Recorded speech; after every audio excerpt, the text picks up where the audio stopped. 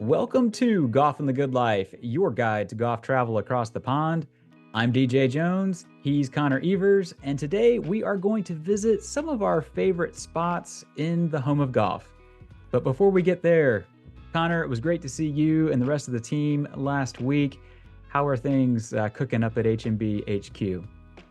Likewise, DJ, it was great seeing you as well. It was nice having you up in Cincinnati. And yeah, it was a good time. We went to the opening day parade and festivities as well as the game for the Cincinnati Reds last week, which is great. And DJ was up here in town. And it was a great time, kind of our last kind of hurrah, if you will, prior to the golf travel season starting. So it was nice to get everyone as a team outside the office and just kind of celebrate the spring that's kind of here. Iffy. Weather keeps going back and forth, but it was good, like I said, to see a DJ. And you've been quite the wandering man overseas in Scotland, here in Cincinnati. Where have you all been, DJ? Yeah, it was. I had quite a busy couple of weeks before I came up to Sensi for opening day. I was over in Scotland at Scottish Golf Tourism Week. I think we mentioned it in the last episode. It's a great industry event, if you will, for all of the golf courses and accommodations and golf travel companies. We kind of all get together and talk about what's new and what's changed and new things that are on tap for the coming season. Big time round of applause for our friends at the Kings Mills Hotel in Inverness. Just a fabulous job hosting this event for their first time. Everything went off without a hitch. All was great all around. Also squeezed in a round of golf at Castle Stewart. Believe it or not, I played the full 18 holes, Connor. You'll be proud of me. I was only going to play 9, just a busy schedule, but shout out to my friends, Jack and Brendan, who I was paired with. We had just such a fabulous day going, and the weather was so good that I just kept playing and birdied number 3, birdied number 18, and it was a good way to finish. But also got to lay eyes on the new course that's coming along there. They just released the name yesterday as we speak. I think it was Old Petty is the new name for the new course. So excited to see what comes about there. And then last but not least, would be remiss to not mention all of our friends and peers in the industry who were recognized at the Scottish Golf Tourism Awards, which kind of capped the ceremony. We've always said a rising tide lifts all boats. And whether it's other golf travel companies or the golf courses or hotels or what have you, we all push each other to get just a little better each year. And it's great to see the recognition going around for all of them. And then, yeah, I came over to Sensi. It was great to hang with you guys for a week. I've never been to Red's opening day in my 11 years with the company. It's a tradition with HMB, and yet I've just never made it up. And I could not believe how many people come out for opening day. I mean, every seat was filled. The town was overflowing with people in the bars, and everybody was having a good time, and just a really cool thing to see for this Central Floridian where baseball is not really much of a much of a tradition. But moving on to today's episode, we are headed back to the home of golf. We figured, on the heels of our episode on the ballot and the new singles daily draw, that there's thousands and thousands of golfers who are set to descend on St. Andrews this year. And so we thought we would share some of our favorite spots around town when it comes to the good life to help point some of you in the right direction. I should point out this is a very subjective list, but we've kind of broken it down to some individual categories. Connor, why don't you kick us off with your favorite restaurant in St. Andrews? Definitely looking forward to this one. As we've always talked about, you go over for the golf, but there's also the good life offerings as well. And there's plenty to do in St. Andrews. And like you said, DJ, more than probably what we're mentioning here. So kind of start off with our favorite restaurant. My favorite is the 18 at St. Andrews. And this is kind of above, if you will, the rooftop of the Rusacks Hotel, right off the 18th fairway, as well as kind of the first one and 18 share the same fairway, but right there. Putting the food aside, the view is incredible. I ate there 2 years ago, and back to kind of our the singles draw mentioned in the last episode. I was finishing dessert at approximately about 9 p.m.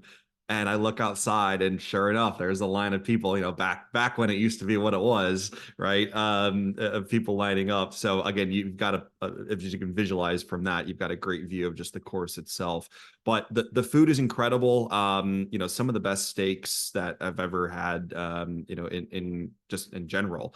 Some things are locally sourced, and a really great wine menu. Plenty of different offerings, from steaks to vegetarian offerings, etc. But it's a place to definitely go, and to have on your itinerary. And also, outside of even the restaurant too, the 18 at St. Andrews also has the newest hole, if you will, in St. Andrews. Now, that's not an actual hole. That is the putting green. And you can actually walk outside, and they have kind of a balcony terrace, if you will. And they also have like a little astroturf putting green. So you can actually walk outside, get some fresh air, bring a cocktail out there, or, maybe drink right before dinner, what have you, and roll a few putts. Which is really special. So I recommend, if you are playing the old course or one of the other St. Andrews Links Trust courses, eat here maybe the night prior to your round in the old course, or maybe afterwards, just to kind of toast again an upcoming round, or a round that was just played. So I can't go wrong with 18. Again, menu's great, and just the place is fantastic, and you'd enjoy it. Yeah, it's an awesome spot. I mean, like you said, the view is great, but the food is equally so. Been there a couple times. Went with my parents as kind of a celebratory dinner to finish our trip, and loved every minute of it, as always. So shout out to Seamus and everyone at the Rusacks. Job well done. But my pick is more in town, and it has to be Tailend. Mm. If you're into seafood, Tailend is kind of the spot. I mean, some of the best fish offerings that you'll find in St. Andrews, but really what it comes down to for me, and in my extensive research of the best fish and chips in Scotland, um, Tailend is head of the class. And with no disrespect to any of those other chip shops and restaurants that claim to be the best in Scotland, I've been to many of them, and I got to tell you, Tailend still for me is just top of the list. So what I think makes it so special, though, there is a dining room. If you're gonna go to Tailend, you've gotta make a reservation. It's not a terribly huge dining room.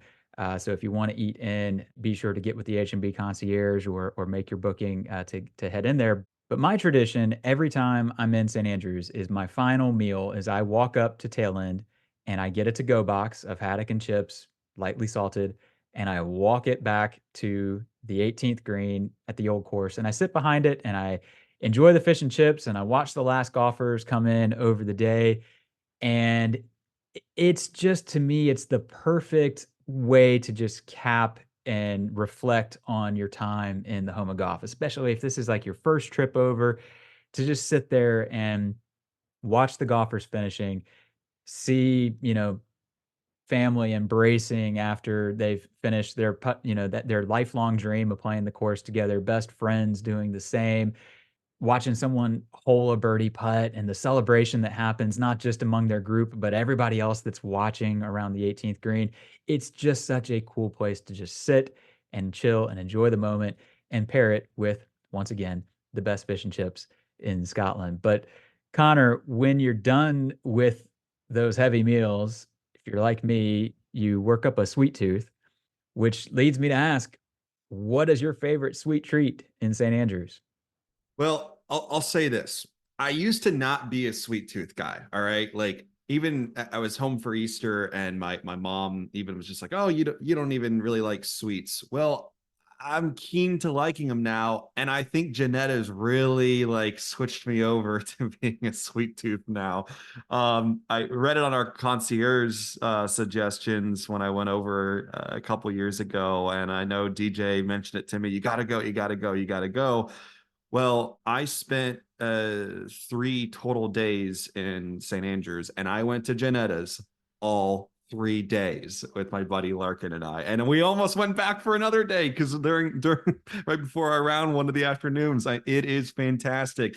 But Jannetta's is kind of a local shop. They've got almost around 50 different varieties, different types of gelata, and it is fantastic. There is always a line usually. I went in the off-peak times, there wasn't, but if you do go during kind of the peak times, just prepare, there may be a line to go in. But the gelato is great. There's a lot of different offerings. I mean, I did totally different things from ice cream to all the way to kind of like a milkshake or so. So it's an awesome spot, and do not miss it. And if you are staying in St. Andrews, I wouldn't be surprised if you go a few times. So enjoy it. Definitely go there and have it on your list. Chocolate fudge brownie and Mm, Oreo paired together. That's the go-to. And even there might be 50 flavors, but I'm a creature of habit, and that's literally yeah. what I get It, every single time. yeah, and you're walking a bunch too, so you burn up the calories. Don't feel bad about it. You're good. Yeah, it does. It totally doesn't count. Definitely, those calories are worked off. But for me, the pick has to be Fisher and Donaldson. I don't know if I have mentioned here on the podcast I'm going to say my affinity for donuts. Um, but if you know me personally or you follow me on Instagram, you know that donuts are a big part of my life. And Fisher and Donaldson is the place in St. Andrews. They have the kind of this famous fudge donut that is absolutely fabulous. But you walk in the shop and like if you're a pastry fan at all, it's like, how do I pick? There's Mm. so many options and they're all so good. And naturally, like everything in St. Andrews, Fisher and Donaldson's been at it for 100 years. And it's just kind of one of those great traditional places that you've got to hit. There's one that's called I think it's called a chocolate tower Mm. or a chocolate cream tower. I can't remember exactly, but that's actually what I usually get. But really, you can't go wrong with any of the pastries. The only downside is it doesn't open till 8 o'clock, and I realize that's early for many people. But I by 8 o'clock, I'm usually moved on to wherever I'm going for the day, and so I often miss out on it. But things open a little later over there, so you can't complain too terribly much. But Connor, shifting back to somewhat golf related. Obviously, the 19th holes across the pond are a huge draw. As much of item on the itinerary as the golf itself for some of us. Your favorite 19th hole in St. Andrews? Yeah, it's got to be the Jigger Inn. Heard a lot about it, and it is a spot you definitely do not want to miss when you're in St. Andrews. It is pretty much right off the 17th hole, kind of right in the middle. Well, go off of the fairway, and it's directly to the right. Even before going there, my friend Larkin, we were playing 17. Thought he could take too much off the line, and he was ended up being in bounds, but essentially it was the wall that is right there, right by the pub. So he pretty much played a second shot directly from the pub. So I'll never forget. I've got a great video and photo of him with his caddy over there. People literally drinking pints, and 5 feet away, he's hitting a golf shot. It's just the best. But Jigger Ale is kind of the drink to get there. Definitely get that. It's really good. And if it is a nice day, I'd recommend getting your pint if there's availability and going outside in the patio, hanging out, having a couple pints, smoke a cigar or whatever, just outside there. And again, you're literally right on the golf course, the old course. It's just the coolest thing. And location's great. You walk right outside the old course hotel, and it's a few minute walk from Bruce Sachs as well. So again, everything's just centrally located.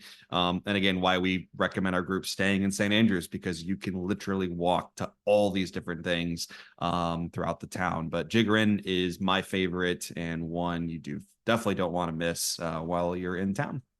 Yeah, you're right. It makes for a kind of a nerve-wracking second shot into the road hole, which is already hard enough.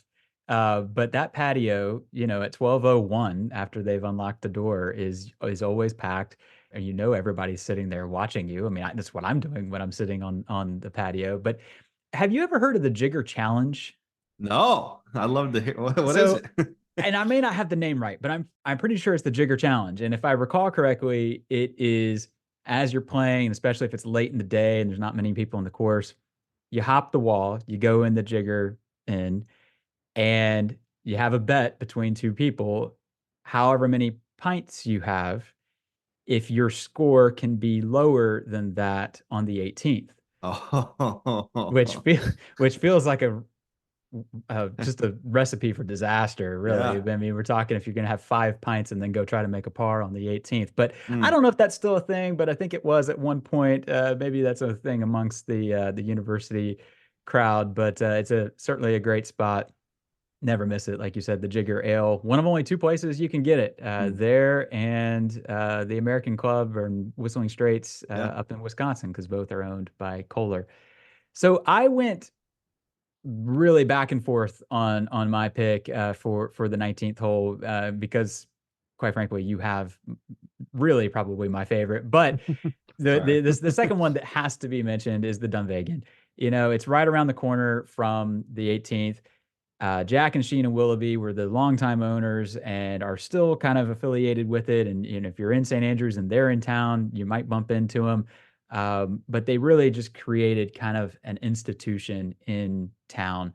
You walk in the Dunvegan and there's pictures just everywhere, ceiling, the walls. They probably would have put them on the floor if they could have, of all the famous people, golfers, actors, the presidents of the United States who have come to town and who have popped in for a pint.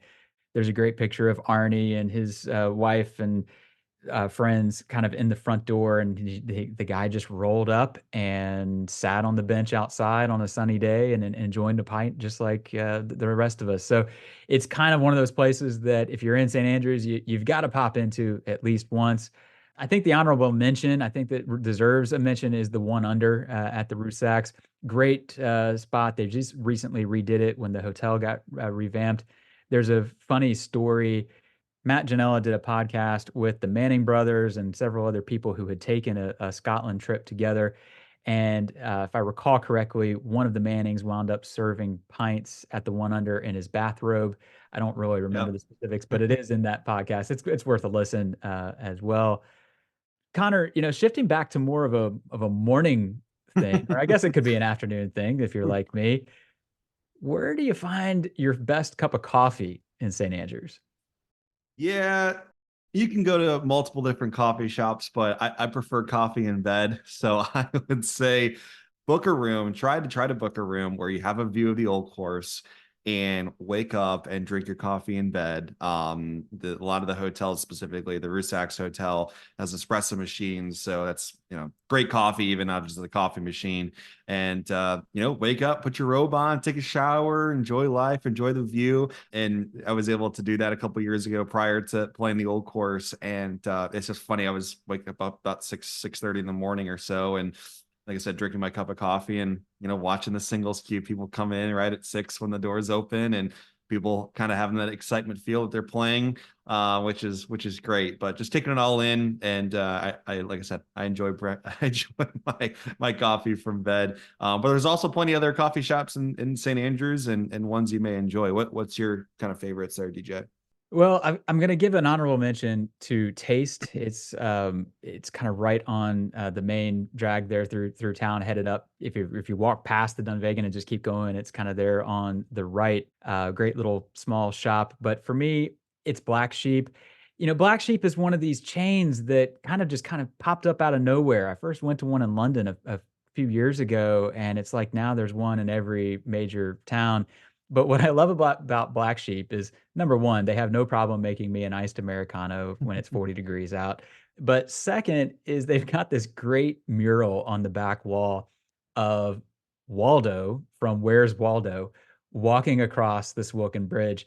And I don't know, I just found it so funny. I think that made it that my favorite spot in town for coffee, which again, like donuts, if you know me, there's always a nice coffee or a cold brew in hand, which cold brew is just so hard to find over there. We got to figure out a way to get them to catch up on that. But nevertheless, moving on from coffee, Connor, there's a lot of sightseeing in St. Mm-hmm. Andrews. We obviously all of this is off the course stuff. What's your favorite spot when it comes to doing a little touring around St. Andrews? Yeah, that's a good question. I mean, there's a lot to do in St. Andrews from, like I said, off the course. But one of my favorite things to do is go inside and tour around the RNA World Golf Museum. So it's literally right behind the first tee, if you will, of the old course, kind of the other side of the road. Walk inside. I can't remember how many pounds it is to do the tour, but it's not too much. But I definitely do it. We actually did it literally 2 hours prior to playing the old. so which is fun. But to kind of see just the history of the game, specifically from the RNA side, which is great. Us Americans used to obviously the USGA, but it's kind of cool to see, all the different facets of golf, the different golf balls. Specifically, there's some history in there about old Tom Morris and some other options as well. But it's great, and like I said, it's not too expensive. Just go in, check it out, see it. There's some interactive things also, which is great. And I didn't realize also the RNA kind of talks about all their different tournaments that they hold currently and what they used to in the past, from different amateur events. I didn't realize how many different tournaments that they hold throughout even just the world and what have you. So it's just cool. It's very cool just to kind of lay back, see, take it all in. It's probably about an hour at max, I would say you probably need or so. I mean, if you read everything, maybe a little bit more, but probably max around an hour for a group to go through it and see it. But that's one of my favorite things to do, DJ, in St. Andrews. Yeah, great spot. Also, a nice cafe upstairs. Back to Yeah. coffee and pastries and so forth. You can't miss it. It's got a great view, looking out over the course. And the museum is 10 pounds. Looked it up while you were talking there. So, like you said, pretty inexpensive thing to check out. For me, it's got to be the St. Andrews Cathedral and Cemetery, the ruins of the cathedral, I should say. It's only like 1,000 years old. Cathedral is just absolutely imposing, and the ruins are just kind of a landmark. And as much as the RNA and the Swilken Bridge is the kind of the what you think of when you think of St. Andrews, that cathedral spire has to be right there along with it.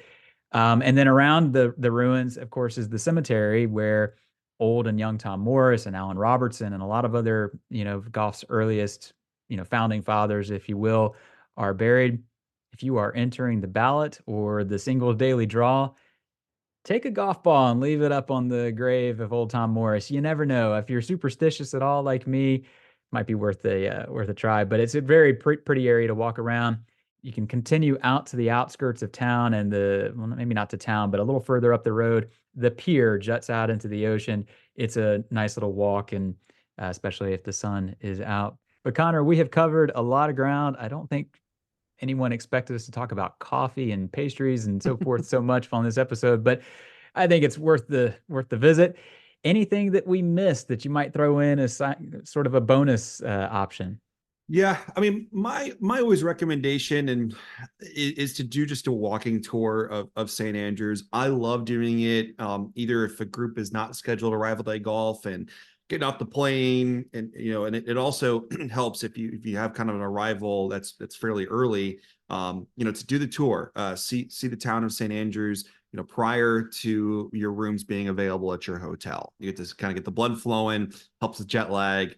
See the town, see the history, see old Tom Morris and young Tom Morris, their family, and Al Robertson's graves. Do all the things in St. Andrews. See the university. The university is another thing that I really enjoy. Walking the grounds, university. It is beautiful. So like I said, do a walking tour, get to learn more of the history. Do that either your first day in St. Andrews or one of the first days. There's a lot to see, but it's a small town. So within a few days you'll be able to kind of get the feel of everything. But the walking tour is definitely one of those things that I'd recommend for all of our groups to do it. Yeah, that's a great suggestion. I mean, you can knock off, like you said, the cobwebs. It's a great way to kind of get oriented with town. And I should mention that everything we've covered here is in St. Andrews proper. All of this, I think you said it earlier, is within a walk of wherever you might be staying. There's obviously so many places that we could have looped in from, say, a little further afield, like the Kings Barnes Distillery or what have you. And even within town, there's things we missed. The St. Andrews Castle and playing the Himalayas, even though that might fall under the golf category. There's just so much to do, and it's a place that you really never tire of.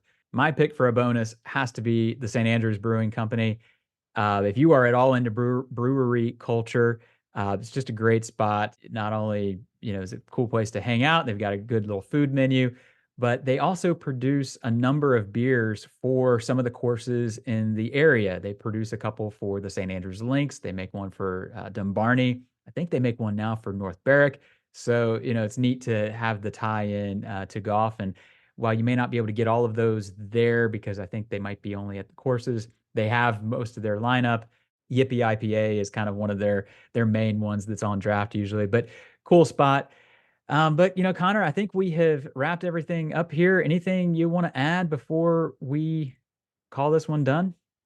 No, I don't think so. I mean, home of golf is fantastic. Like I said, you go for the golf, but the town is just so cool, so unique. It's just got a lot of history, obviously, and there's the book, The Spirit of St. Andrews, and there really is kind of that kind of that feeling when you're in town. So enjoy it and give the town our best.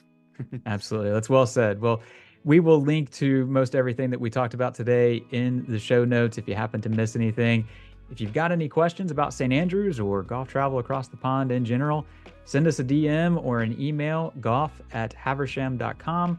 But otherwise, thank you for tuning in. We'll be back again soon with another episode. But until then, we wish you plenty of golf at its finest and life at its best.